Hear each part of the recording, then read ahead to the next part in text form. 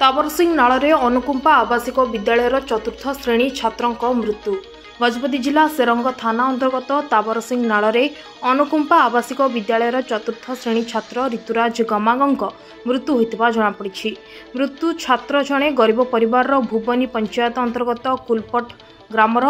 ऋतुंक परिवार कहले बापा दादन श्रमिक भाव चेन्नई रे एवं माँ छोट छुआ सहित ग्राम में दिन मजुरिया भाव कार्य करुवा बेले ऋतुंक मृत्यु खबर परिवार उपरे पहाड़ पड़ जाइछि।